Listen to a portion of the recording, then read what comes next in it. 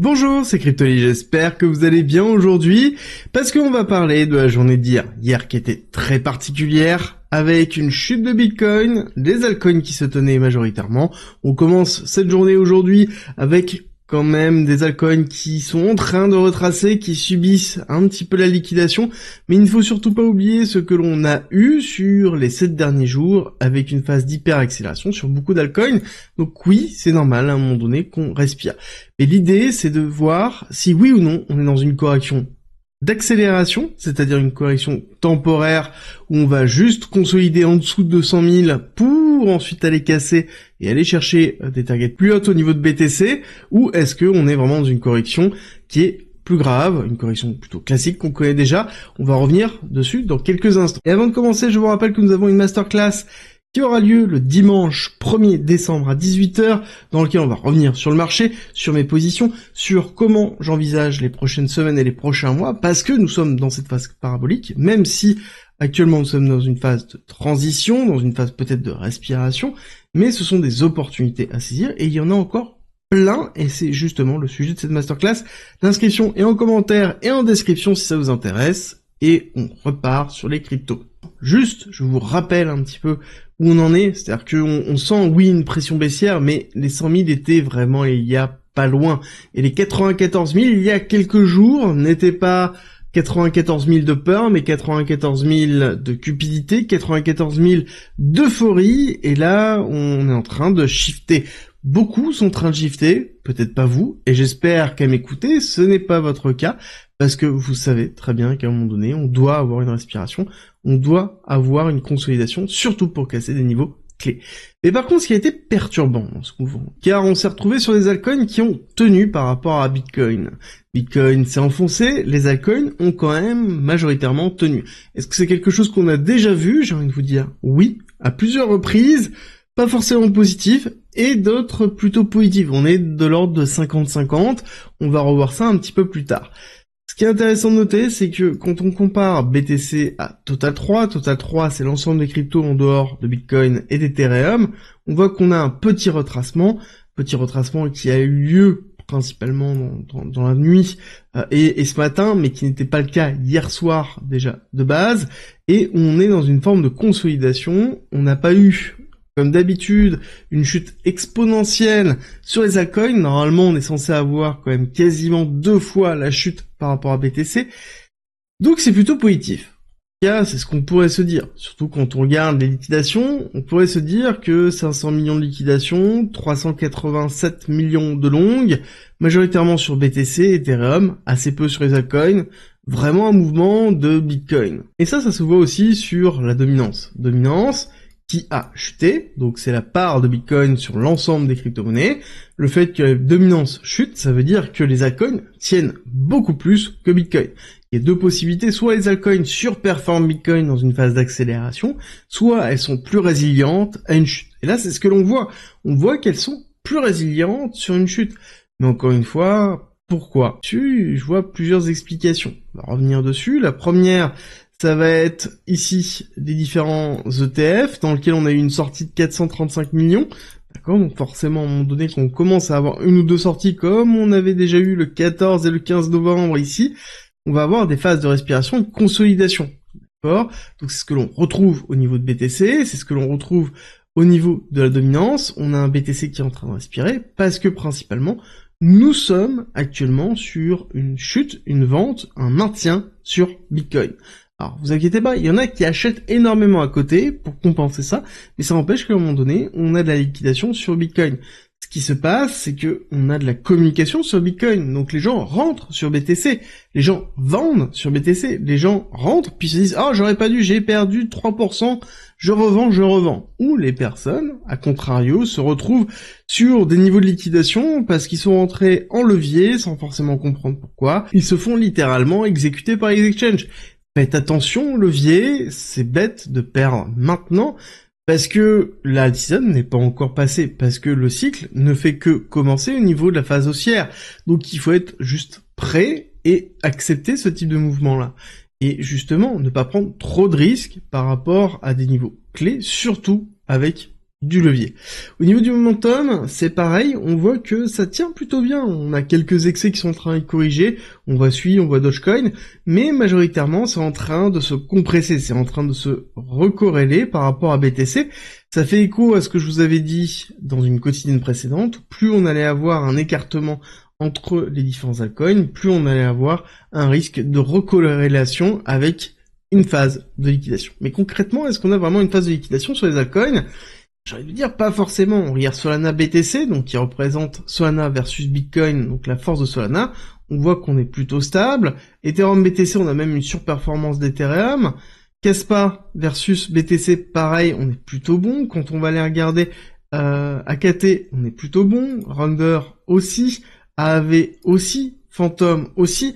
Donc globalement, les alts sont plutôt cohérents par rapport à BTC. Alors, il y a que ceux qui ont été en surperformance, vraiment surperformance, qui corrige un petit peu plus allemand, mais qui est logique, parce que ça veut dire qu'on avait plus de levier, on avait plus de momentum qui était en train de créer, et forcément, quand on a une correction de BTC, ceux-là qui sont sur extension vont respirer, c'est le cas notamment de SUI.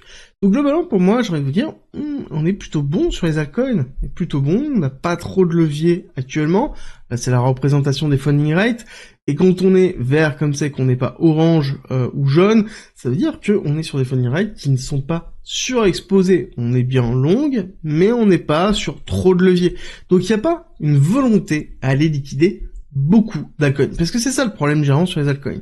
C'est-à-dire qu'on a beaucoup de leviers et donc beaucoup d'effets de liquidation. Ça va beaucoup plus vite, on a des market cap qui sont plus petites et donc on va aller chercher les clusters de liquidation beaucoup plus rapidement. Ce qui n'est pas le cas sur BTC. BTC, on est sur quelque chose qui est quand même à la base assez solide, assez lourd. C'est quand même plus de 60%.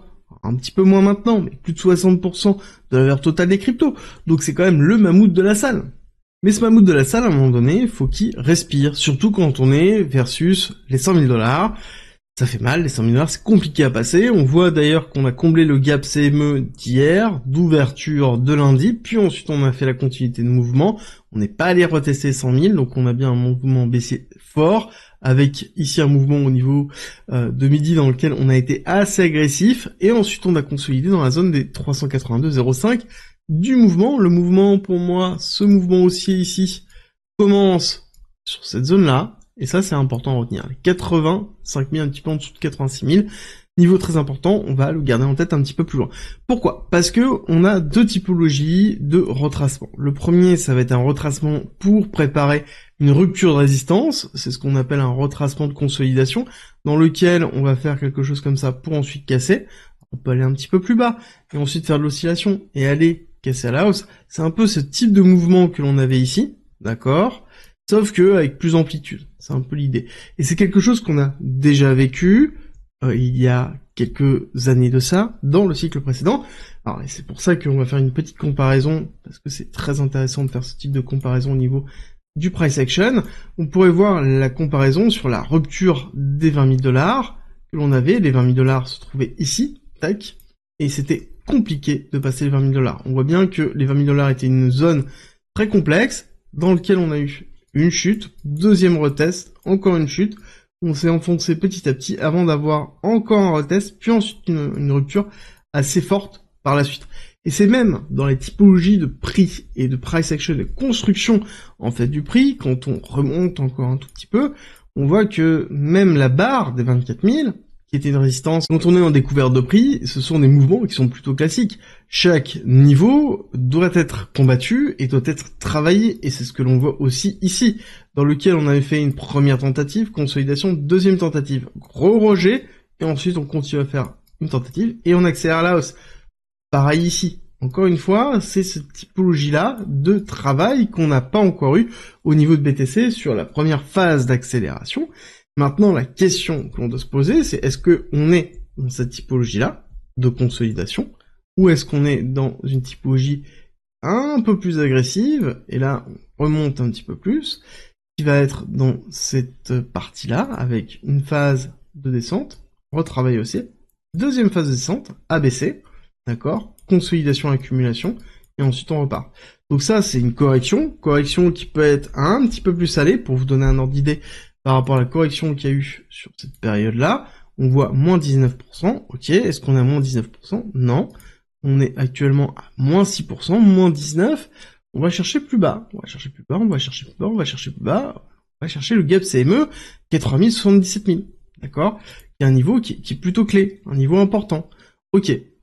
Ça, c'est premier scénario. Deuxième scénario, qui sont les price action que l'on peut voir. Pour moi, tant qu'on tient ici les 93 000, qui est le niveau de 0,5 de cette phase d'accélération, pour moi, on est dans une phase de consolidation, et on va casser. Si jamais on consolide en dessous des 93 000, ça sous-entend que le passage, à un moment donné, dans les alentours des 80 000, sera à pricer assez rapidement.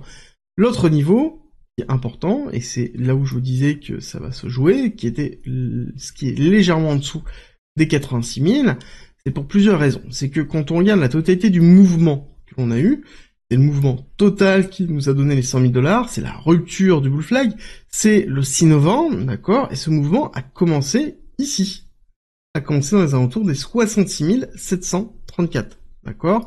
On est vraiment dans ici ce mouvement-là, et quand on regarde ce mouvement-là et qu'on est dans une continuité, ça veut dire qu'on a un retracement qui s'est effectué avec une réaction de prix entre les 87 000 et les 83 000, ce qui correspond au bas du mouvement précédent, d'accord? Donc ça c'est quelque chose qu'on a l'habitude de voir, surtout dans une phase de réaccumulation.